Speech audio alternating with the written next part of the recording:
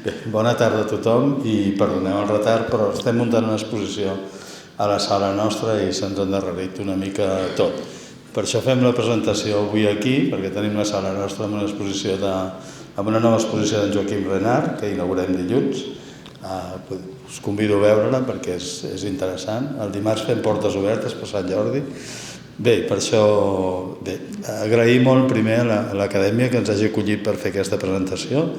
Agrair-los molt als autors, moltíssim, que han treballat en aquest llibre, que és el segon de la col·lecció Calaix, que és una col·lecció pensada per publicar treballs fets i que potser no tindrien visibilitat si no fos gràcies a aquest tipus de publicacions que nosaltres fem.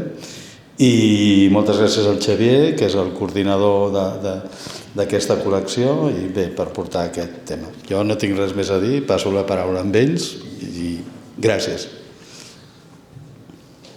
Val. Bona tarda.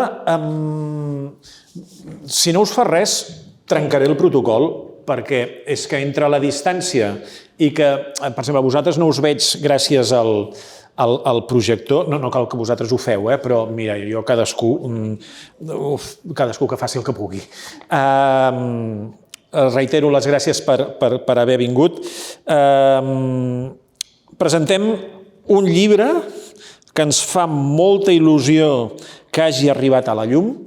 De fet, estic recordant quan vam quedar la Sílvia i jo perquè m'expliqués el projecte, perquè li vaig dir, escolta, estem amb aquesta col·lecció, estic buscant... doncs mira, podria tal... Vam quedar un dia, vam quedar allà al monument del... Bueno, ara no sé com es diu, del López, a la plaça Sant Sebastià, diguem-ho així, i bueno, aquí al darrere, de fet, i allà m'ho va estar explicant i vam tirar endavant la idea i després li vaig haver de donar presses perquè ens presentessin el text. Després, per moltes presses, nosaltres ens vam allargant el temps perquè aquesta gent dels remenadors fan moltes coses i el projecte del llibre es anava allargant, però finalment aquí el tenim. Entrem al taller, els pintors de vidrieres i llanterners de Barcelona, al segle XVIII, amb la Sílvia Canyelles i en Jordi Bonet com a autors. Mireu, aquest és el segon volum de la col·lecció Calaix. El primer número, el primer llibre, vam tenir l'honor que ens l'escrivís el doctor Pere Moles. Per tant, ja començàvem, com aquell qui diu, amb un Sant Cristo gros en el món del que és l'objectiu d'aquesta col·lecció de llibres, que són uns llibres que volem que tractin sobre els gremis i sobre el treball en època preindustrial a Barcelona. I era un llibre sobre la consideració del comerç i del treball manual, és a dir, sobre els prejudicis envers l'exercici del comerç i sobre el fet mateix de treballar manualment.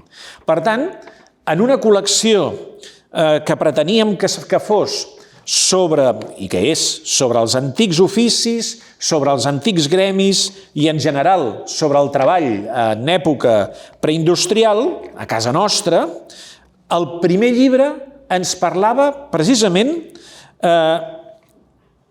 d'una mirada sobre el fet mateix de treballar.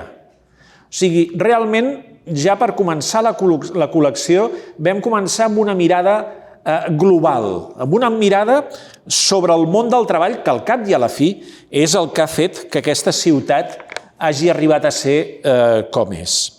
En aquest segon llibre deixem les teories i entrem ja dins dels tallers. De fet, em va fascinar quan vam rebre el primer original del llibre i el títol era Entrem al taller. I ja el primer que vaig pensar és uau, que bé que ho estem fent. Després de la mirada global sobre el món del treball i la seva consideració, ja anem per feina i tal com seria allò també molt coherent amb l'entitat que promou aquesta col·lecció, anem a fer calaix, anem per feina, anem al taller i anem a posar-nos a treballar. Entrem al taller, els pintors de vidrieres i llanterners de Barcelona al segle XVIII. A veure, els autors ja us explicaran de què va el llibre, i jo el que us puc dir és que sí que va, com diu el seu títol, de pintors de vidrieres, sí que va de llanterners, sí que va de famílies destacades en aquests oficis, també tracta d'explicar les eines, els materials i l'entorn en el que vivien els mestres. Ja ho veureu amb el que us diran la Sílvia i el Jordi, que és un llibre que us permetrà fer entendre com era aquest ofici, quines van ser les seves vicissituds, com va evolucionar. Sí, va de tot això i més, ja us ho explicaran ells, però aquest és l'argument de la pel·lícula. La pregunta que jo em faig o que jo m'he fet de fons, fins i tot ara sabent que havia de presentar-lo, és: bé, Xavier, ja sé de què tracta el llibre, de fet l'he hagut de llegir 4 vegades, sé de què va, i aquí sí que si alguna cosa que us enganya no us ho diré, però ja sé de què va i ells us ho explicaran. Però quin és el tema de fons? O sigui, de què va realment? Quin és el fons d'aquest llibre? Bueno, reflexionant-hi una mica, i allò que dius, a veure, si això tu miressis com una pel·lícula, diries, val, però això de què va? En el fons, quin és el tema? I m'han sortit 2 conceptes: riquesa i dinamisme. Riquesa i dinamisme de Barcelona. M'explico. Què entenem per riquesa, o què és el que us vull jo fer entendre del que vull parlar quan parlo de riquesa? Naturalment, riquesa és sinònim d'abundància, em quedo amb això, i riquesa seria també sota el concepte de conjunt de béns disponibles. Doncs mireu, en aquest llibre d'això em va curull, d'això em va ple a vessar. Quin tipus de riquesa? O riquesa de què? Mireu, en primer lloc, per la part que em toca com a historiador, us certifico que aquest llibre, un dels seus temes és la riquesa de documentació. Si en un aspecte de tants que podem estar orgullosos d'aquesta ciutat ens podem sentir especialment contents i sobretot especialment gaudins, és de l'ingent volum de documentació històrica que Barcelona conserva. I en aquest llibre això es veu contínuament. Entre altres coses, perquè la base de la seva recerca són documents, en aquest cas, de l'arxiu de protocols, de l'arxiu històric de protocols de Barcelona, o sigui, de l'arxiu del Col·legi de Notaris, allà on hi ha els volums històrics dels notaris històrics plens dels testaments, dels capítols matrimonials, de les compravendes, de les covinences, dels acords, dels contractes d'aprenentatge, en definitiva, de la vida menuda dels barcelonins i barcelonines. Aquesta recerca es basa en documentació de l'Arxiu Històric de Protocols de Barcelona. Quin tipus de documentació? Bàsicament, inventaris, però també d'altres. Penseu que el llibre, que no es fa pesat en cap moment de llegir, té 378 notes a peu de pàgines.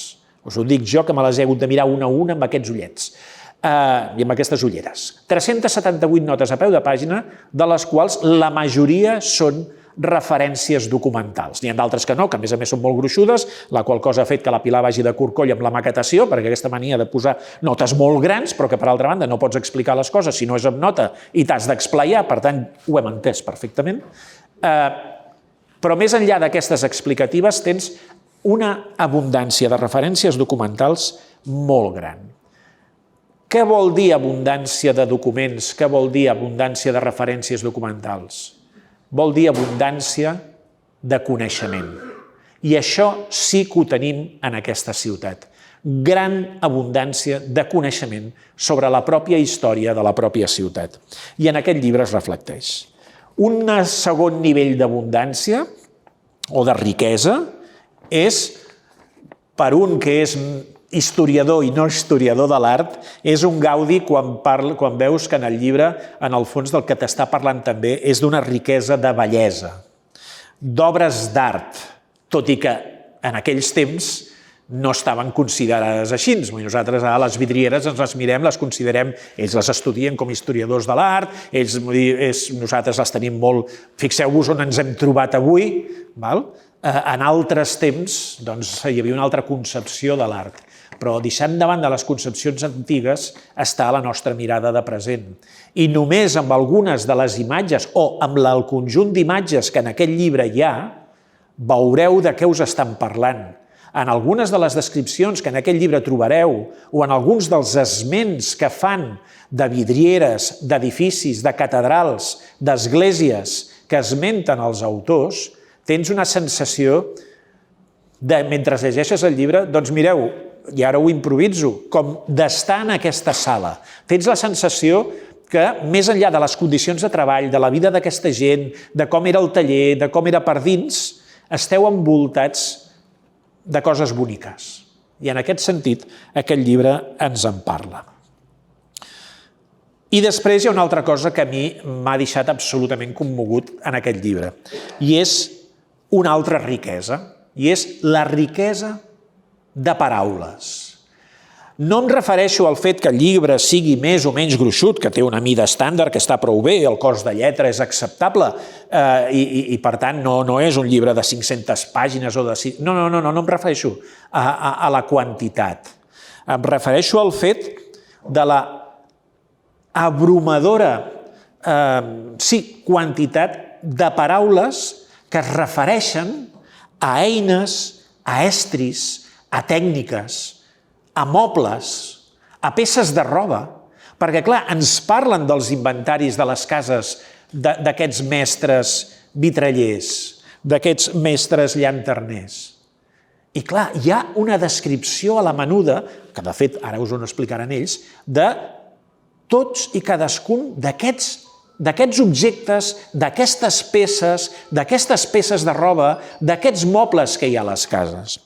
I jo no les he comptat. De fet, pensant que havia de fer aquesta presentació, he pensat, vaja, bé, arriba i comença a comptar... No em tocava, i a més era excessiu i se'm podria haver vist amb una cara malaltissa, no? Però us asseguro que hi ha centenars de paraules que són una joia haver-les llegit i una joia haver-les descobert.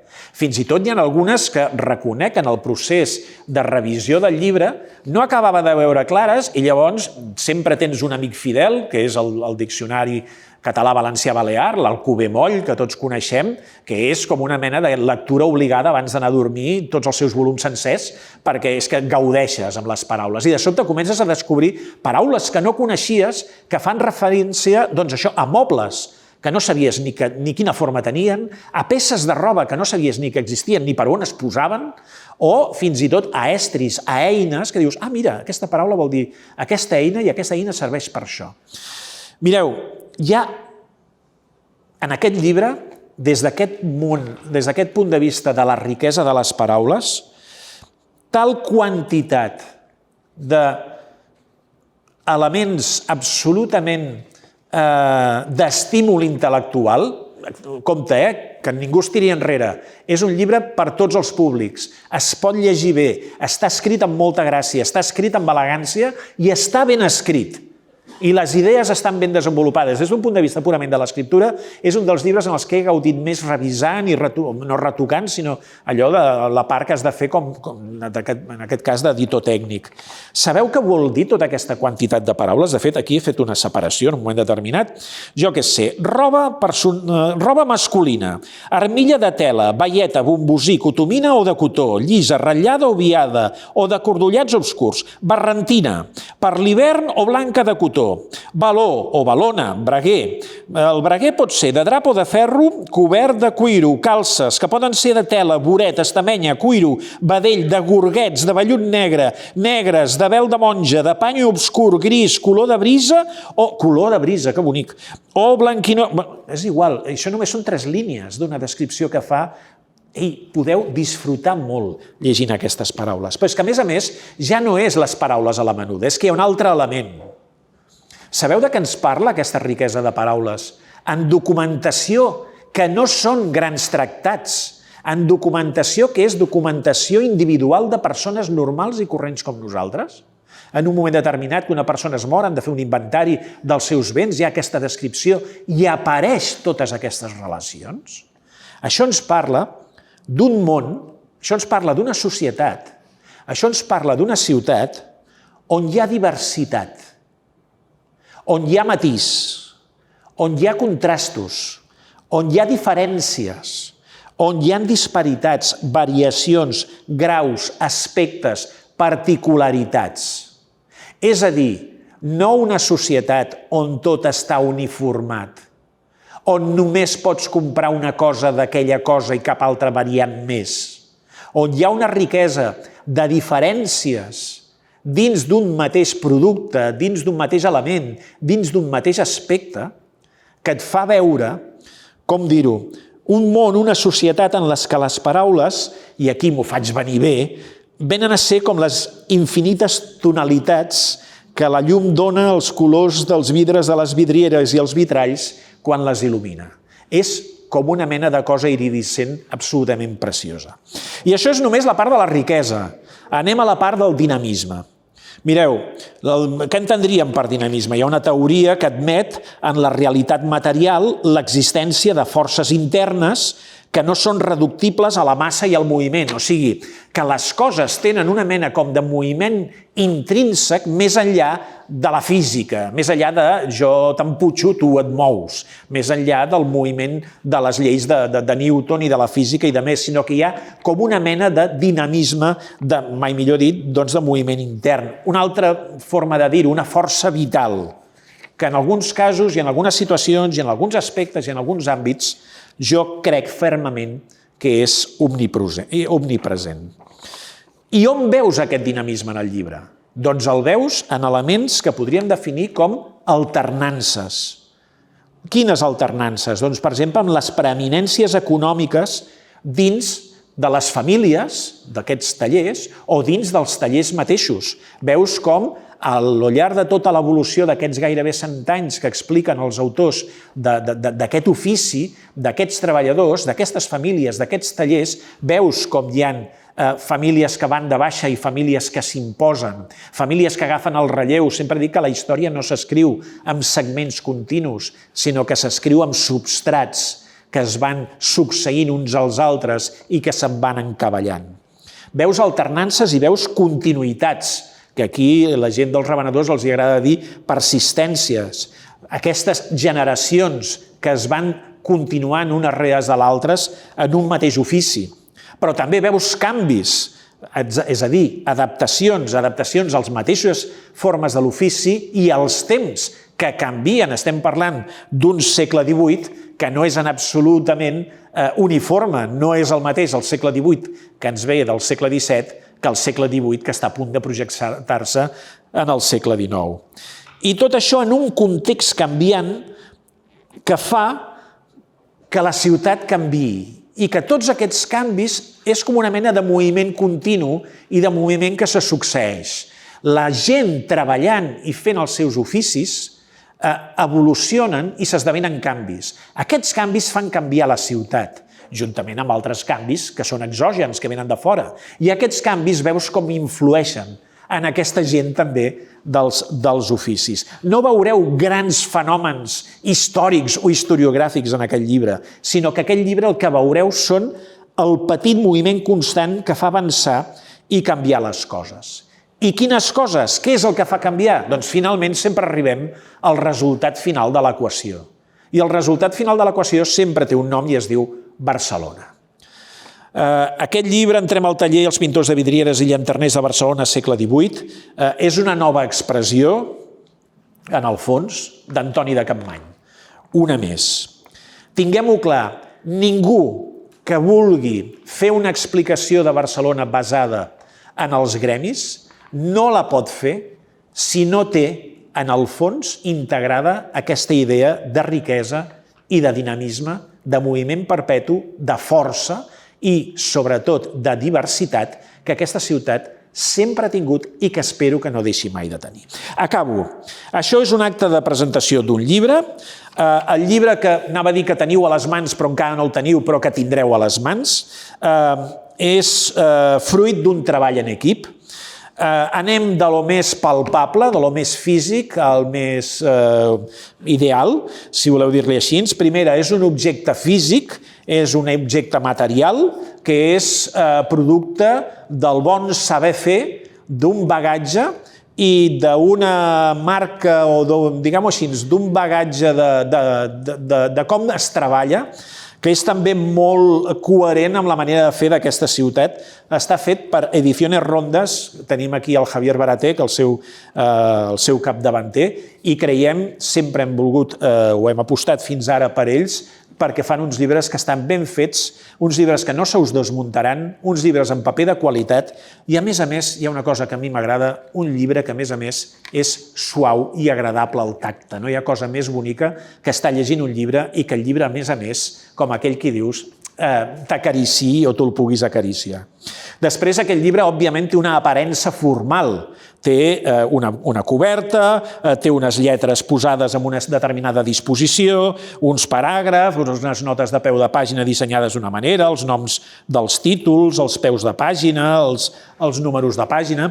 Molt bé, això la responsable és la Pilar Rubio Tugas, i en aquest sentit és, podríem dir, la responsable de que no us agafi mal de cap llegint el llibre, perquè ja us dic que pel text no és. Per la disposició de com està el text dins del llibre, jo gairebé us certifico que tampoc.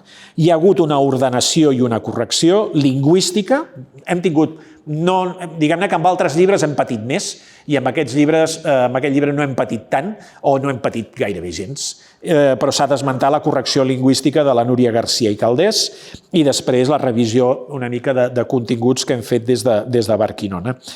Clar, però un llibre no s'escriu sol, i aquí m'he de referir als autors, tot i que m'hi acabaré referint per poder-los presentar, que són la Sílvia Canyelles i el Jordi Bonet, i per damunt de tots nosaltres hi ha la gènesi, el demiurg, la idea, l'impuls generador, en definitiva, si ens hem de posar bíblics, el verb.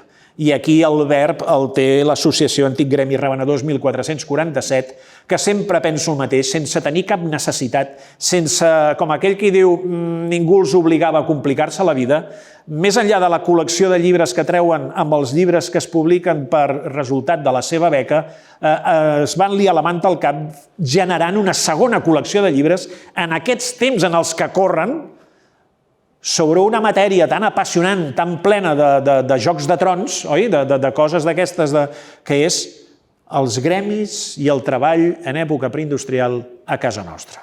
Clar, si no arriba a ser per ells, tampoc no tindríeu aquest llibre. Bé, tampoc no, és que d'entrada no tindríem ni aquest llibre ni es trobaríem aquí per nosaltres. Acabo, ara ja sí.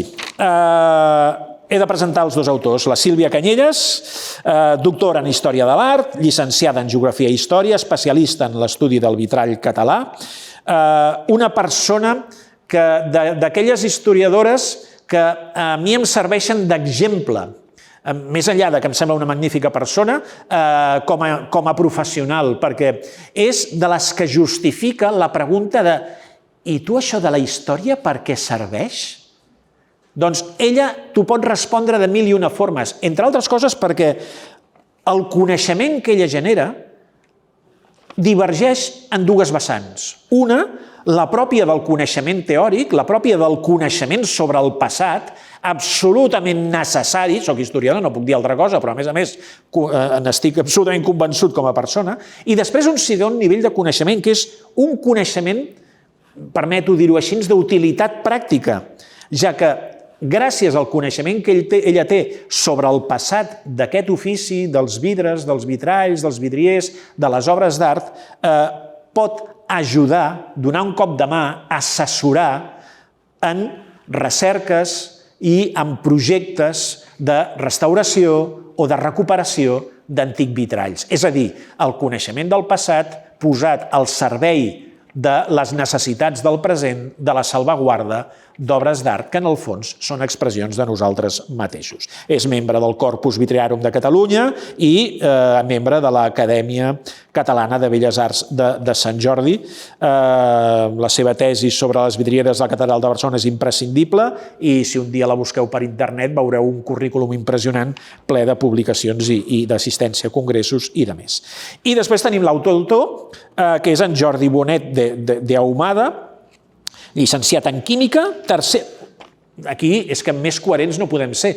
Tercera generació de vitrallers del taller J.M. Bonet Vitralls. O sigui, precisament el que estem veient en ell és la personificació en carn i ossos al 2024 present d'una expressió que tenim aquí, diguem-ne, antecedents, si més no dins de l'ofici, vostres.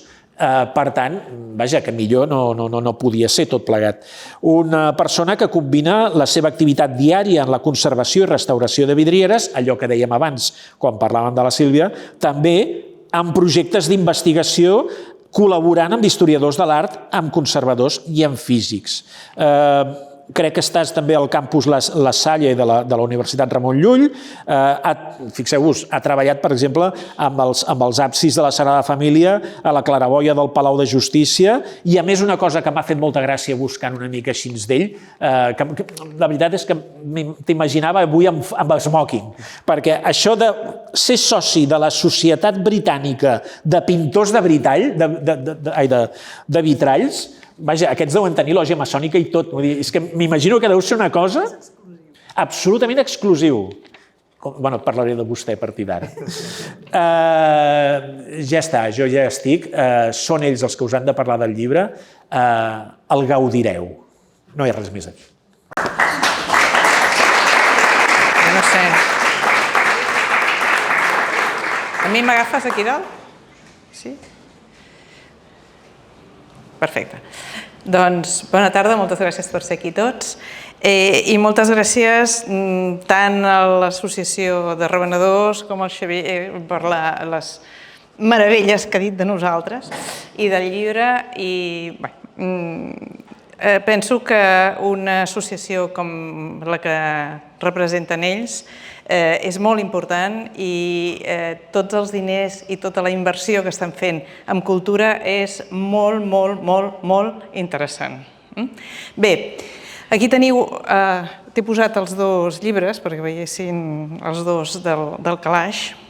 Jo, com deia ell, una de les meves principals dèries en la recerca ha estat el vitrall. Clar, l'altre dia, quan vaig enviar aquest targetó de presentació del llibre a tots els companys que em coneixen de fa temps i tal, hi va haver una noia de Madrid que em va escriure i em va preguntar senzillament «Linterneros?» I vaig dir «Sí, linterneros, los que hacen faroles, farolas, els que fan tot aquest tipus de productes que tenen al darrere una feina que en alguns casos, que avui en dia consideraríem, si més no, allunyada del que seria pròpiament la creació d'un vitrall. Però clar, és que estem parlant d'una altra època, estem parlant d'una època en la que aquests oficis anaven lligats per coses molt simples. Un llanterner que feia fanals i feia llanternes necessitava treballar amb vidre o fer senzillament peces que no tinguessin vidre, perquè clar, per tallar vidre s'havia de ser mestre de vidrieres. Cosa estranya. Doncs no. Per tallar vidre era imprescindible ser membre del Col·legi de Pintors de Vidrieres. Si no, no podies tallar vidre. Si no, no podies vendre ni tan sols vidre tallat. Fins al punt que hi ha tot un seguit de plets en aquesta època de gent que fa algun tipus d'activitat que el col·legi no considera correctes i dir, és allò, un embolic increïble. Els llanterners feien productes de llauna i eren, de fet, llauners. I alguns d'ells fins i tot estanyers, és a dir, eren uns ferrers que, a més, eren pintors de vidrieres per poder tallar i posar vidres en les seves llanternes. Però, clar, els pintors de vidrieres també feien aquest doble examen, diríem, per entrar a formar part de l'altre gremi, del de ferrers llanterners. Amb la qual cosa tenim un munt de ferrers llanterners, pintors de vidrieres, inscrits en el col·legi i en el gremi en el segle XVIII. Us he posat en pantalla tot un munt de peces, de coses, n'hi hauria moltes més, que serien productes realitzats per aquesta gent. I volia llegir-vos aquest text amb el que vam plantejar al principi del llibre, que diu: se compten en Barcelona 10.183 cases, 378 carrers, estrets los més, però ben empedrats, límpios molts d'ells, i en les nits d'hivern i ara ja en les d'estiu, menys quan hi ha lluna, s'il·luminen amb 3.000 fanals uniformes de vidres cristal·lins. Els que van fer aquests vidres cristal·lins, aquests fanals de Barcelona, són precisament la gent de la que parlem ara. Són aquests pintors de vidrieres i llanterners. A l'any 1757, l'Ajuntament de Barcelona va decidir que calia il·luminar la ciutat de nit i encarrega al Col·legi de Pintors de Vidrieres la confecció de llanternes i llumaneres per Barcelona, és a dir, tenir llum de nit. Un fet important, en un moment de canvis, en un moment d'inseguretat a la ciutat, és un element, diríem, important per la vida diària de la gent. Però no hem d'oblidar que aquests pintors de vidrieres i llanterners també feien coses com les que esteu veient ara. Estem parlant d'aquestes vidrieres geomètriques, però estem parlant també d'unes vidrieres figuratives importants, tant com aquesta de la Catedral de Girona. Per tant, estem parlant de gent que feia productes molt diversos. Bé, el llibre, com deia el Xavier fa un moment, es basa en inventaris, sobretot. 14 inventaris post-mortem que corresponen a 5 famílies diferents de pintors de vidrieres del segle XVIII. Pintors de vidrieres i llanterners. Evidentment, no és l'única cosa que ha servit per fer el llibre, tot i que Déu-n'hi-do, perquè són documents llargs i amb molta quantitat de material. Però, a part d'això, per completar la idea de què feien aquestes famílies, com es bellugaven en el món de la Barcelona de l'època, hem utilitzat altre material. Un material molt d'ell procedent de l'Arxiu de Protocols de Barcelona, i he posat aquí el nom de Rosa Nacente perquè ella durant molt de temps va estar treballant en l'Arxiu Històric de Protocols de Barcelona. No treballava en vidrieres, treballava amb altres materials del segle XVIII, però quan ella trobava alguna cosa que li semblava que et podia servir a tu per la teva recerca, te la fotografiava i te l'enviava. Això ha fet possible que molts investigadors d'aquest període del segle XVIII tinguem tot un seguit de materials que ens han arribat a través d'ella. I per tant, i que a vegades això ha servit després per buscar nosaltres altres coses, però que han estat la base de molts d'aquests treballs. I part de la documentació que apareix en aquest llibre ve també dels seus materials.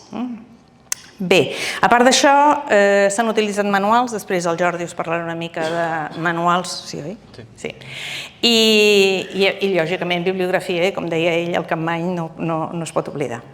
A part de molts altres llibres, evidentment. Teniu al darrere tot un element de bibliografia. Hem de partir de la base que els inventaris el que inventarien són els béns personals de la gent.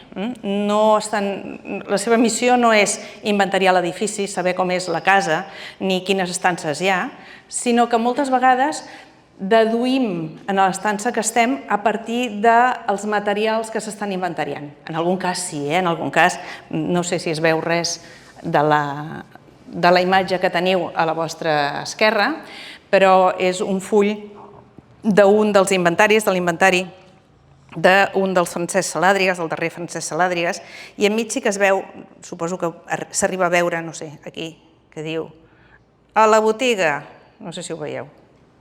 Ho veieu? No ho veieu. No m'estranya, perquè tampoc no...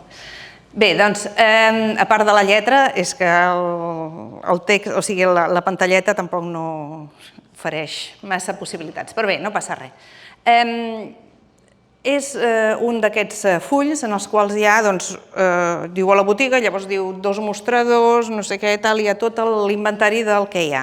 En altres casos, el primer dels inventaris de la mateixa família, en canvi, doncs no diu en cap moment en quina estança estàs, i va dient, hi ha això i això, i es queda tan ample. No sabem on estan les coses. Clar, dedueixes que quan hi ha coses de cuina estem a la cuina i que quan hi ha cosa de llit o de vestit personal i tal estem en un altre lloc, no? Però poca cosa més. Bé, hem dividit el llibre en 3 grans apartats. Un dedicat a les famílies i les cases, com són les cases, el que hem pogut deduir de com són les cases, i sobretot els temes de propietat d'aquestes cases, que a vegades són força interessants. Un altre apartat sobre els objectes de les cases, que és una mica el que comentava abans el Xavier, tota aquesta gran quantitat de material que hi ha en aquestes cases amb un vocabulari que utilitza el notari ben diferent d'unes coses a unes altres i molt específics. I després hi ha l'altre apartat de botigues i eines. I hem deixat al final tot un apèndix de taules perquè no hem fet una traducció directa, una transcripció directa de tots els documents, sinó que hem englobat per matèries els diferents materials, les diferents coses que hem anat veient que podia ser interessant veure-les d'una forma o d'una altra. Per tant, teniu al final tot un seguit de taules sobre tots aquests temes que tractem. Us he posat també un mapa, un plànol, no sé si... Sí, encara, el plànol encara es veu. De la zona, justament de la zona on estem nosaltres, perquè aquí tenim Llotja, que està aquí. Això és Llotja, on estem nosaltres ara. Bé, fixeu-vos que els tallers estan disseminats aquí al voltant, aquests són els del Salàdrigues, aquí tenim els dels de Rufó, aquí tenim altres dels tallers, més amunt, fins a arribar a la plaça del Rei. No hi havia més tallers a Barcelona? Sí, algun més hi havia, però els principals es venien a situar en aquesta zona. Pensem que estem en una zona d'entrada des de mar, amb la gran porta realitzada en aquella època, amb la muralla de mar aquí al costat, és a dir, un espai comercial important de la ciutat en aquests moments. Us deia que parlem sobretot de 5 famílies. Bé, una de les primeres famílies de les quals es parla és la família dels de Rufó. A ells vaig dedicar jo la meva lectura quan vaig entrar en aquesta casa. I és un taller que està situat al Pla de Palau, per tant aquí al davant, amb algunes diferències de l'un a l'altre. Fixeu-vos, us he posat un arbre genealògic que no tinc cap esperança que veieu. La finalitat no és que la veieu, sinó la finalitat és que us fixeu que estem davant d'una família en la qual hi ha tots aquests colorets que veieu corresponen a mestres, pintors de vidrieres i llanterners. És a dir, és una família en la qual una vintena dels seus membres van ser pintors de vidrieres i llanterners. Els que teniu marcats amb rodoneta són els que corresponen als inventaris localitzats, que venen a ser els més antics. El primer d'ells és el de Francesca Rufó. En realitat, ell es deia Francesco Clemente, Carlo Francesco Clemente, venia de Milà i es va instal·lar a Barcelona, se suposa que ja format. Li deien il Rufone, i aquesta paraula rufo en italià antic vol dir pèl roig. Llavors, possiblement és que aquest senyor era pèl roig. I del terme rufone ha anat derivant el nom de la família amb Rufo. Immediatament, amb ell ja se li diu constantment Francesca Rufo, i els seus descendents són els de Rufo.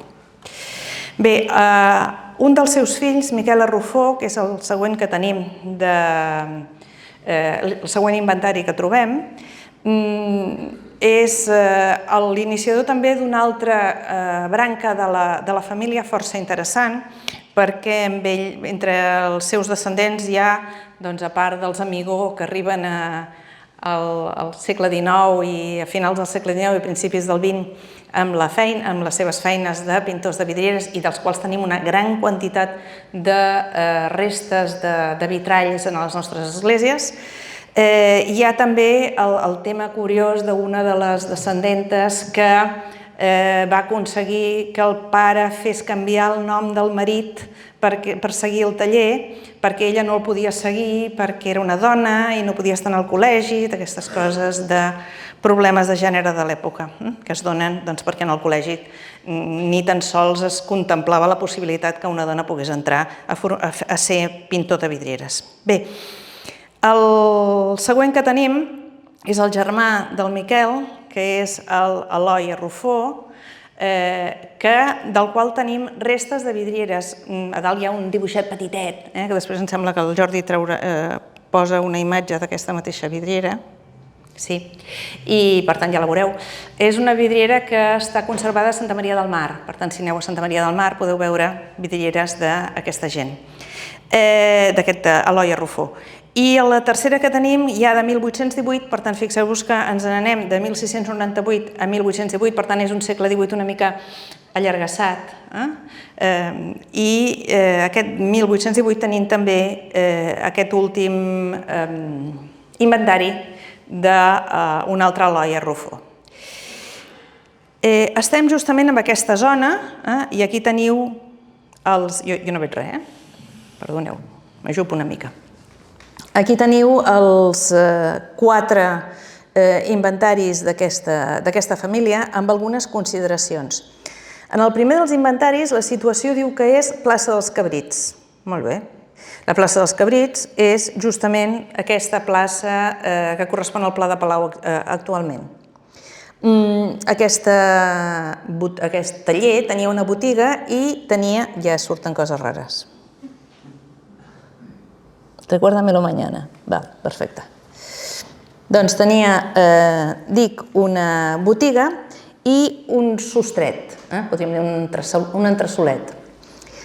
Mentre que la de Miquel ens diu que està al carrer de l'Espeseria. El carrer de l'Espeseria desemboca al Pla de Palau. El dubte és si realment és el mateix espai o no és el mateix espai. Us deixo que llegiu el llibre perquè em digueu què en penseu. Bé, el tercer d'ells també el torna a situar a Pla de Palau i torna a dir que és una botiga, un sostret i també un soterrani.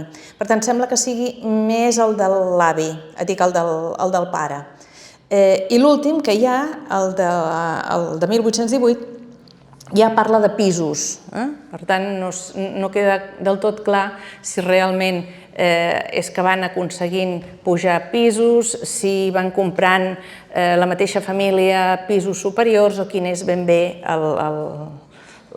la solució que prenen. Però el fet és que amb tanta gent dedicant-se a l'ofici, d'alguna forma havien d'anar ampliant territori locals.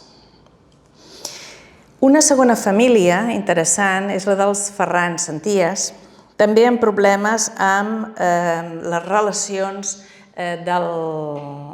amb el col·legi i entre ells. Mariano Ferran era fill d'un llanterner, que no era pintor de vidrieres, i molt possiblement va fer l'examen de pintor de vidrieres per aconseguir allò que dèiem abans, és a dir, que els vidres es poguessin tallar i utilitzar per als fanals d'ells. Perdó. Doncs, molt possiblement, Mariano Ferran va fer l'examen per això, per poder entrar. A la seva mort, la seva vídua, Victòria, és la que ordena fer l'inventari del marit i intenta continuar l'ofici, continuar el taller. El primer problema que es troba és amb el propi col·legi, que li nega aquesta possibilitat quan en els estatuts del col·legi es diu que han de permetre que les vídues treballin o, com a mínim, dirigeixin els tallers. No poden tenir aprenents, perquè elles no són mestres i per tant no poden tenir aprenents, però sí que poden tenir oficials que treballin en el taller. Victòria té un oficial, però no la deixen treballar, no hi ha manera. I llavors el seu gendre, el Manuel Senties, que és sastre, diu que farà l'examen de pintor de vidrieres com a gendre de col·legiat, ja que com a gendre de col·legiat sí que pot fer l'examen de vidrieres. I el col·legi li diu que molt bé, que serà gendre de col·legiat, però que ell no ha fet aprenentatge com a pintor de vidrieres i que per tant no ho pot fer. Plet per enmig, discussions, i finalment les autoritats decideixen que faci l'examen, que si és capaç de fer la feina, que tiri endavant i fa l'examen. Fins i tot l'Ajuntament arriba a dir que el col·legi ha deixat de banda a la pobra vídua sense diners i tal. El col·legi diu que no és veritat, però evidentment obeeix i tira endavant. Aquest és el cas de Manuel Santías, que posteriorment serà membre del col·legi i tindrà bastanta categoria i tindrà càrrecs en el col·legi i tal, després d'haver fet 2 exàmens, perquè va fer un primer examen, després en va fer un altre. Això ja és entrar molt en història. Ja hi tornem. Ja et dic jo. Seguim. Una altra de les famílies, els Ravella. Els Ravella són una família molt important en el món del vitrall. Santa Maria del Pi té 3 grans vitralls dels Ravella i Santa Maria del Mar conserva part d'alguns projectes d'ells, precisament d'aquestes vidrieres. El que tenim aquí és només un inventari de Josep Ravella, el primer que es va dedicar, el primer de la família que es va dedicar a ser pintor de vidrieres.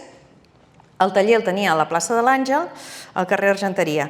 De fet, el pobre Josep Ravella va tenir un problema també d'inici perquè el seu germà, que era cirurgià, havia cedit el local, el taller, que era propietat de la família, amb una altra família, amb el Julià, que són els que parlaré després, que s'havien assentat allà, al carrer Argenteria, cantonada a la plaça de l'Àngel, i que era un lloc bastant cobejat per el tipus de clientela que es podia trobar. I ell, quan treu el mestratge, busca on instal·lar-se i diu, home, si la família té aquest taller, per què no m'hi poso? Aquest taller, pocs mesos abans, havia estat cedit a l'altra família i hi havia també una qüestió de drets religiosos, eclesiàstics per enmig, que fa que hagi de fer un plet fins a aconseguir, sembla ser, perquè vaig estar llegint totes les resolucions i no vaig arribar a entendre què és el que passava realment, però el fet és que posteriorment el que es queda amb el taller és ell, mentre que el Julià, l'altre, està instal·lat en un altre lloc. Per tant, també al carrer Argenteria, però una mica més avall. Aquest Julià també és interessant perquè, a part de nou tenir vitralls conservats a Santa Maria del Mar, aquest és el vitrall del Sant Sopar, que està a Santa Maria del Mar, doncs aquest que va ser el que va tenir aquests problemes amb l'altre, o sigui, el Josep Julià, l'últim de la família, en aquest cas, va tenir aquests problemes, deia, amb el company, també va tenir alguns problemes amb altres gremis, com amb el gremi de revenedors. Sí, perquè, de fet, quan llegeixes una mica el seu inventari, té quadres amb quantitat, però molta quantitat de quadres a casa, quadres vells, a més. Té miralls, té tot un munt de coses que en principi no són fetes per ell. I per tant, hem de suposar que aquest senyor el que feia era vendre aquests materials. Per tant, els revenedors li posen un plet, però ell posa un plet amb un membre dels revenedors que també és ullerer, que és el Joan Macià, perquè aquest personatge, que és ullerer, talla vidre. Clar, però no pot tallar vidre perquè no és pintor de vidrieres. I, per tant, hi ha un enfrontament entre aquests gremis i aquestes situacions privatives que es donen en aquesta època. Per tant, dic, és interessant també per aquest fet.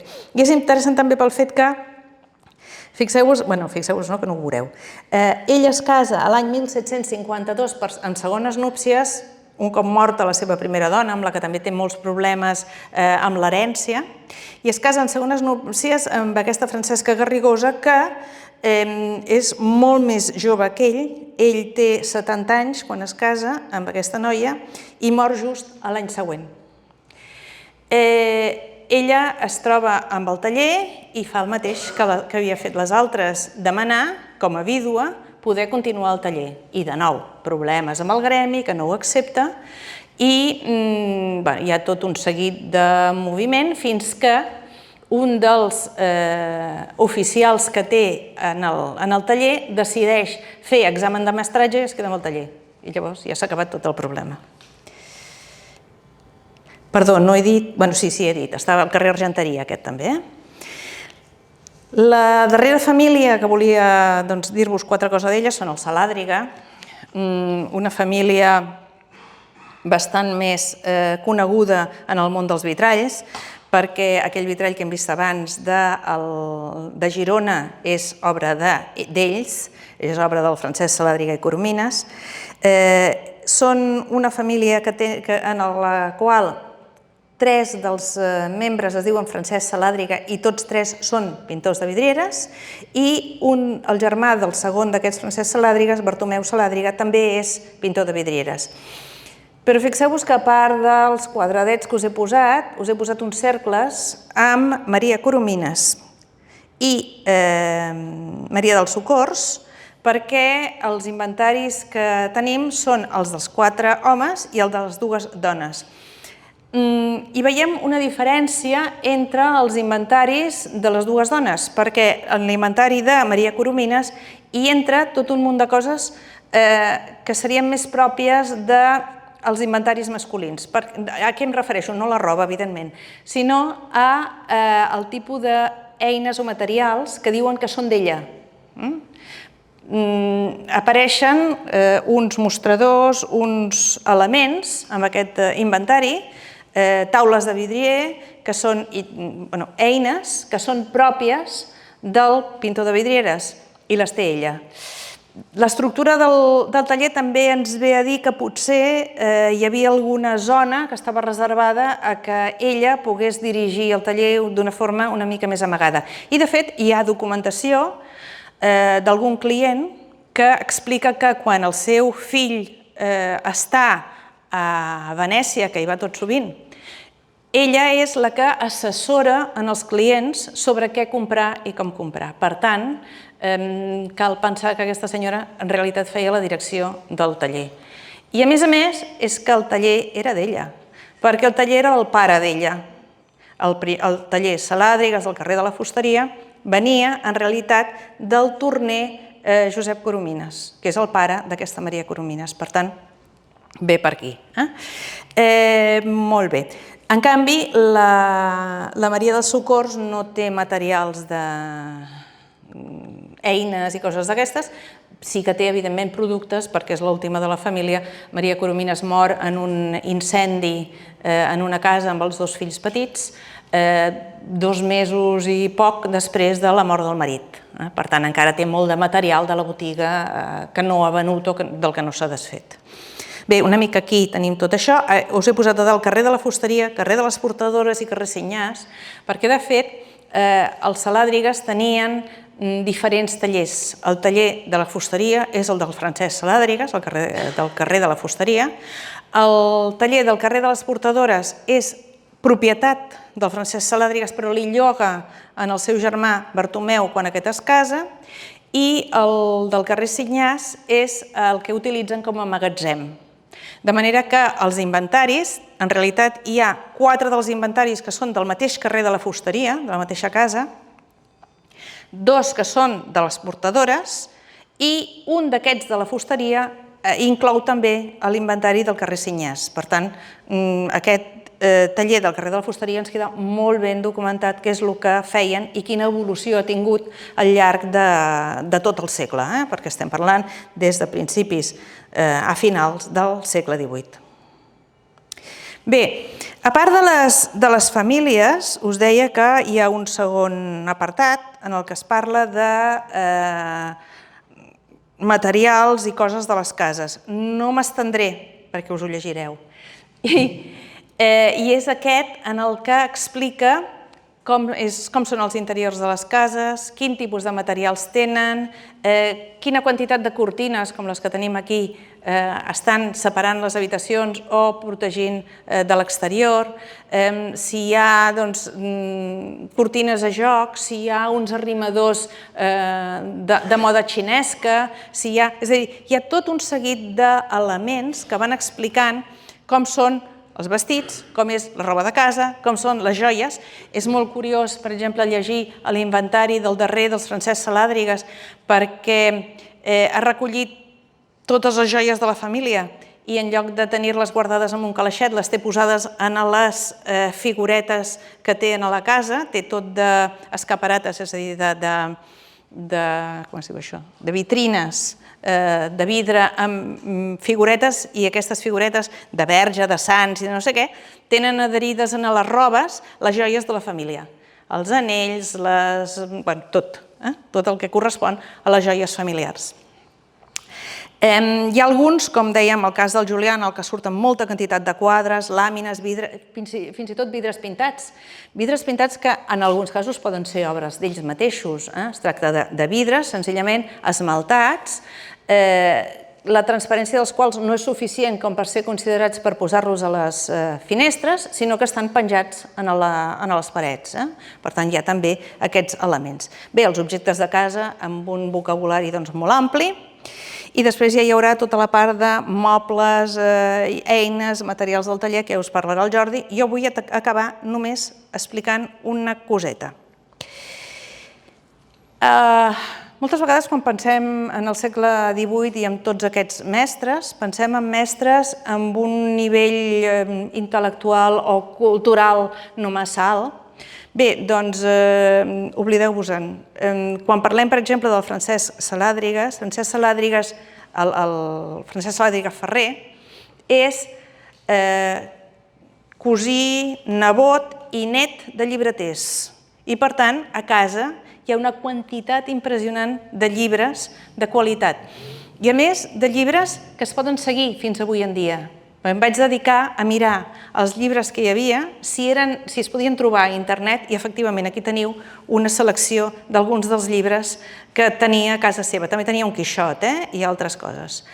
Us he remarcat sobretot aquest Flos Sanctorum perquè és una mena de llegenda àurea. Els que ens dediquem a temes d'art tenim aquest concepte, sobretot d'època medieval, tenim el concepte aquest de la llegenda àurea com a gran referent a nivell de com representar els sants, i aquest Flos Sanctorum ve a ser, doncs això, una explicació de les vides dels sants i de com es representen els sants, quins elements són els més representatius de cada sant. I, per tant, la utilització d'aquest tipus de material en el taller havia de ser una cosa bastant normal. Deixo el Jordi.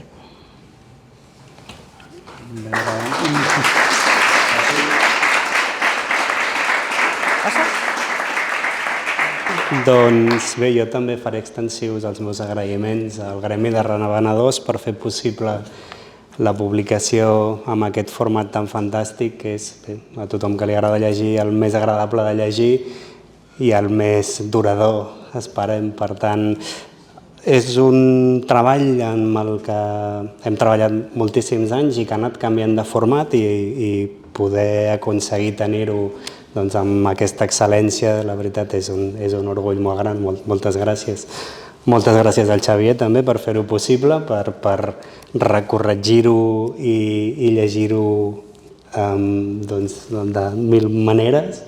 I també jo he d'agrair a la Sílvia que em convidi a treballar en aquest camp en la que ella és especialista i porta 10 anys, 20 anys treballant, descobrint tot de vitrallers que fa 10 anys ni coneixíem, no sabíem ni els noms. Si fa 10 anys m'haguéssiu preguntat a mi, que suposadament soc un expert en vitralls, que en saps de vitralls del segle XVIII, hagués dit una cosa absolutament diferent de la que diria ara.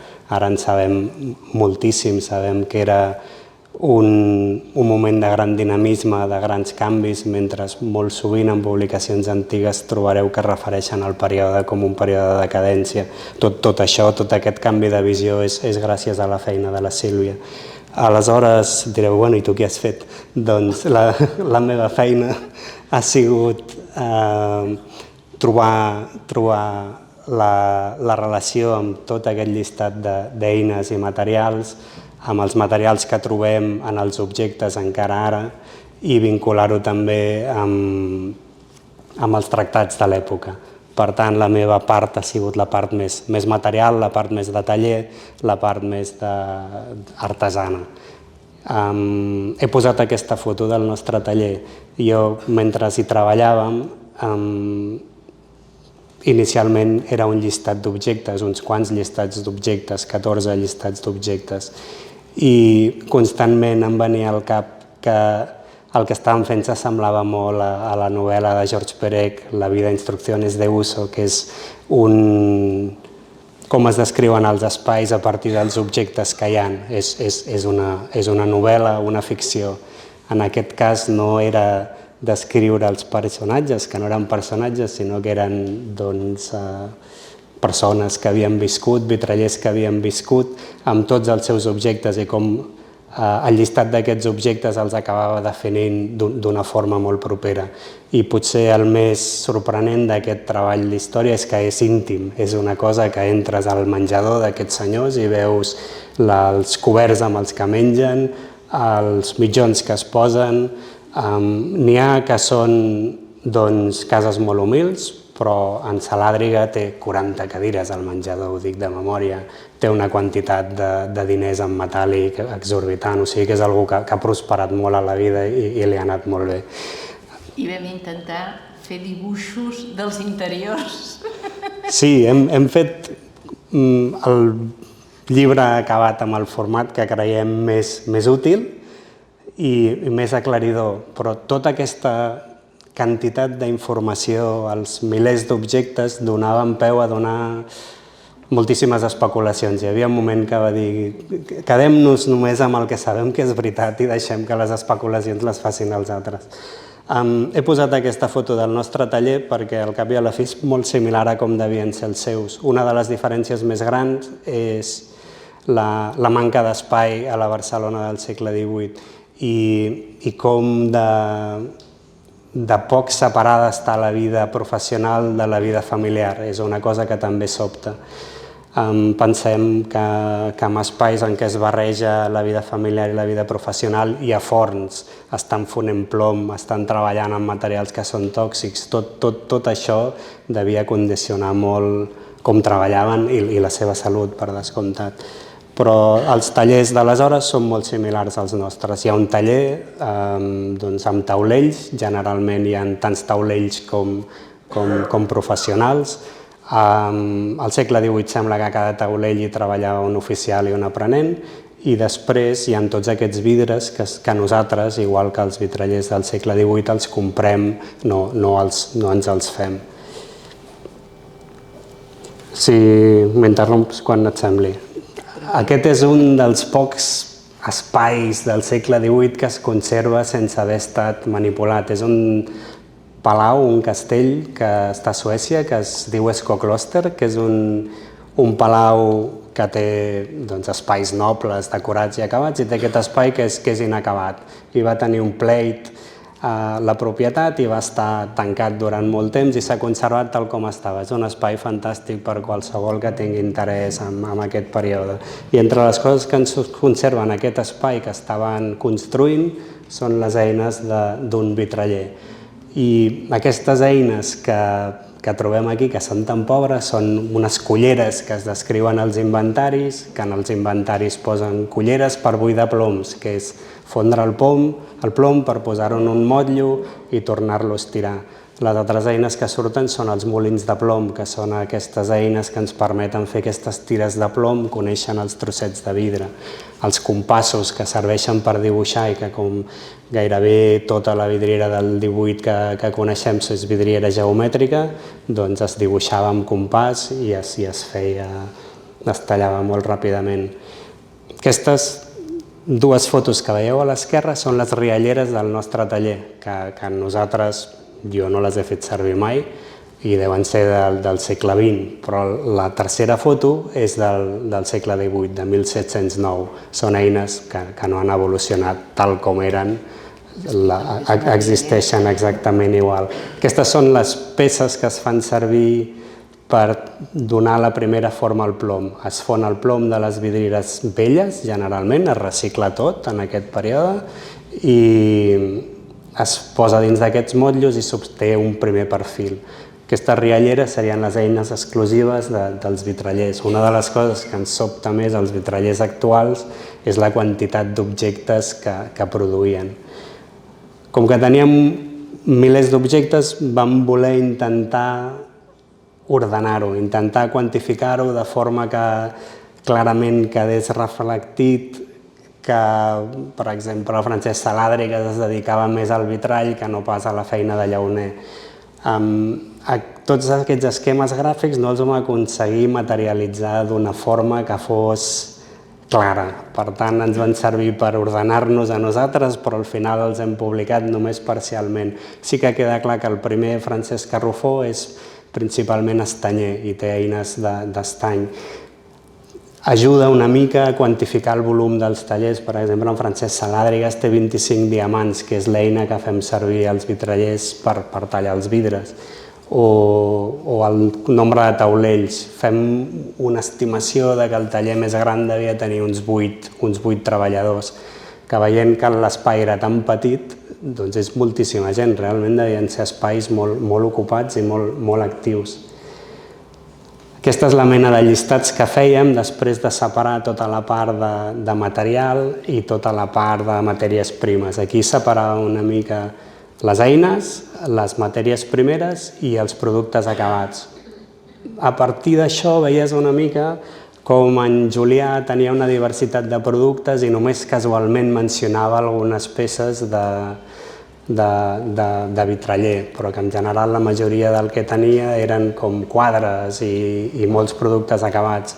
Els llauners, a diferència dels vitrallers, poden produir estoc. Aleshores veies algun taller que tenia molt estoc de setrills, d'ulleres, de canelobres, però en canvi de peces acabades de vitralls no n'hi ha perquè es fan per encàrrec, es fan per un lloc especial amb les mides especials per aquell lloc, només se'n fa un, per tant no se'n pot fer estoc, i de vitralls acabats en general n'apareixen molt pocs. No vol dir que no fossin actius. Aquests són els diamants, un altre dels moderns. Una altra de les coses que ha d'estar clara és que en l'inventari apareixen només les eines que són del mestre, del que és difunt. Per tant, no apareixen les eines dels seus oficials. I en alguns casos sobta l'absència d'algunes eines que no sabem si són fungibles, com per exemple no hi ha pinzells, no apareixen els pinzells que fem servir per pintar. I en alguns casos es menciona un diamant especialment decorat, que és d'en Francesc Salàdrigues amb el mànec d'ivori. I sobre els textos que hem fet servir per fonamentar aquesta recerca, hem fet servir bàsicament aquestes publicacions, que n'hi ha de franceses i n'hi ha de castellanes i extremenyes, però són textos molt diferents. Els castellans són el Francisco Arrant i el Juan Denis, que són de 1690. I aquests són textos que ja ho diu en la introducció, que s'encarreguen perquè creuen que s'està perdent la tècnica de vitrall i no volen que es perdi. I aleshores intenten una mica perpetuar com es fan els vitralls antics. El text de Guadalupe, que és un text d'Extremadura, és una mica similar. I en canvi els textos francesos són uns textos en què són enciclopèdics i són, en certa manera, humanistes. És recopilar tota la informació que tenen de com es fan els vidres, de com es fan els vitralls, per difondre-ho al màxim de gent possible.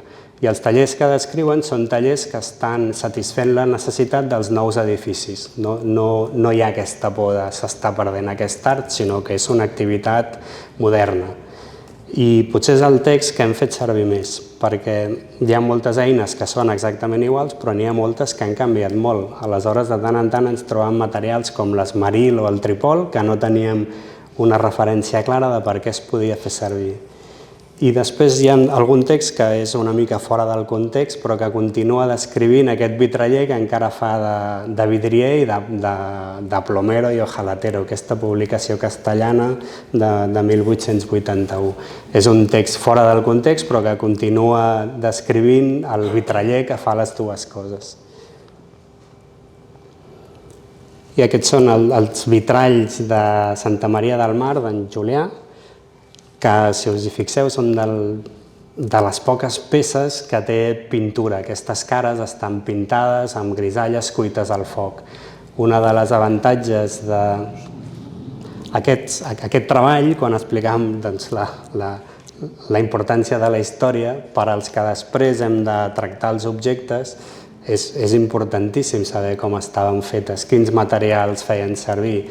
I poder entrar al taller i veure que tenen forns per coure pintures, que tenen gresols per coure els esmalts, que tenen peces per moldre la pintura, doncs tot això dona peu a que quan després fan vidrieres com aquestes, que som les que coneixem, no és perquè no sàpiguen pintar, sinó que és una voluntat estètica.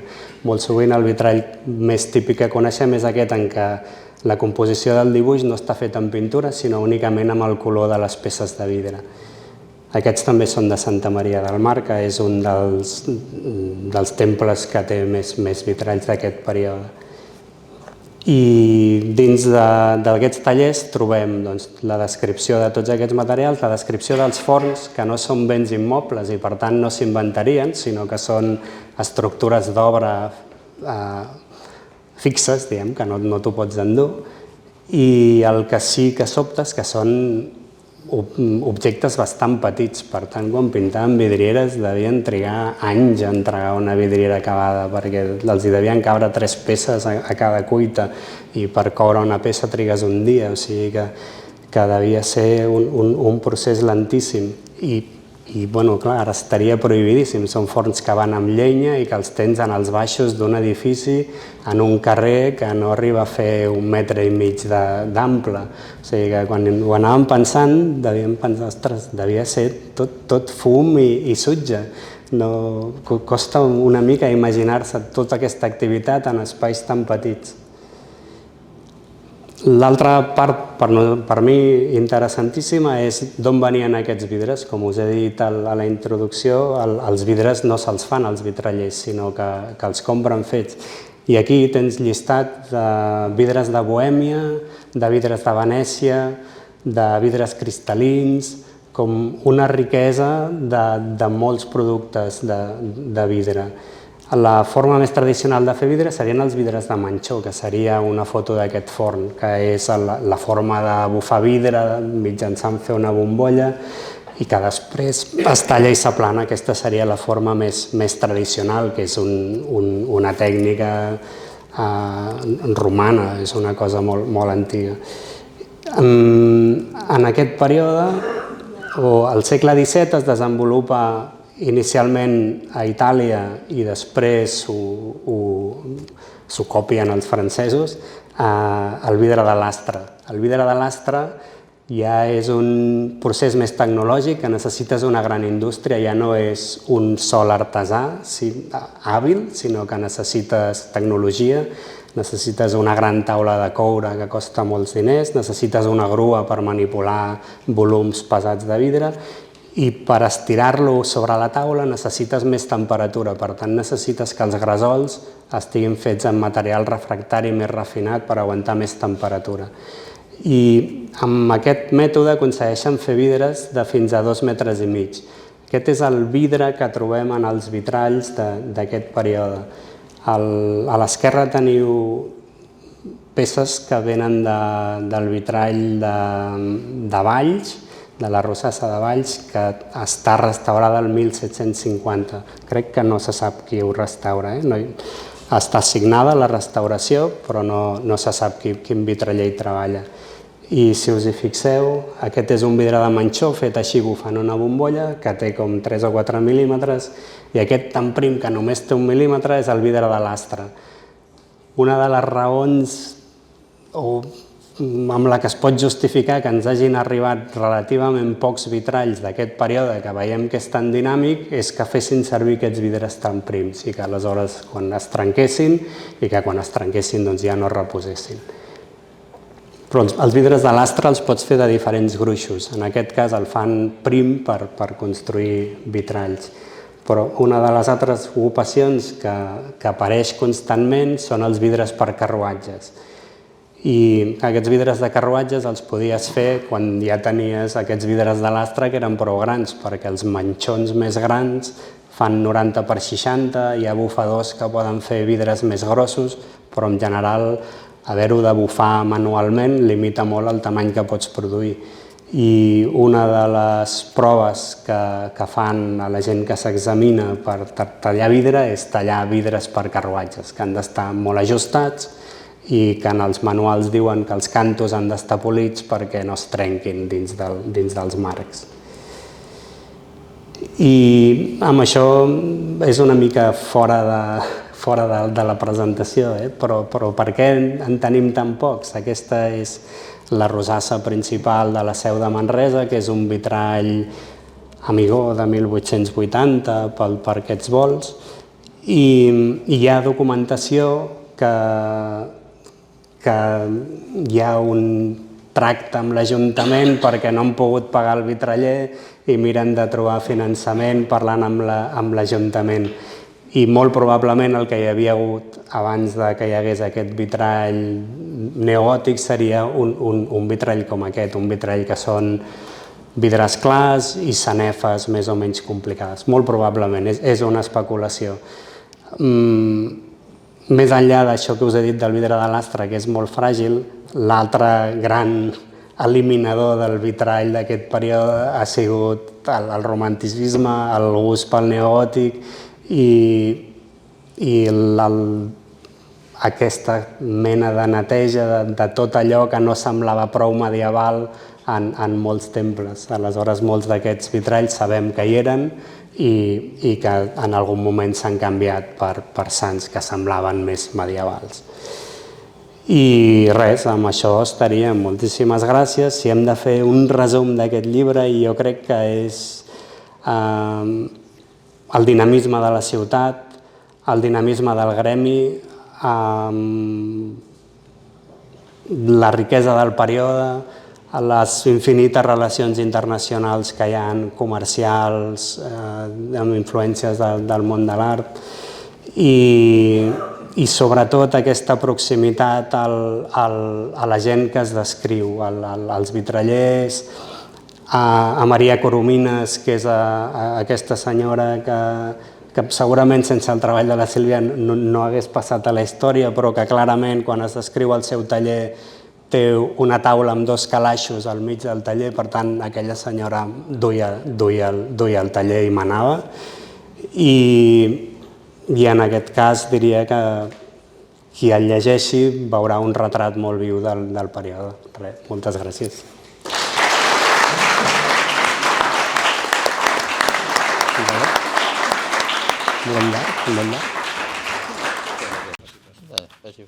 Bé, doncs no sé, ja estem, no?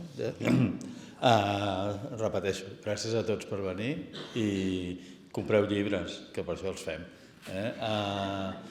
Tenim per Sant Jordi a la Rambla, a l'alçada del Pitarra. Per si ens voleu venir a veure, doncs allí serem tot el dia. Tindreu una rosa de franc, d'acord? Gràcies a tots per venir.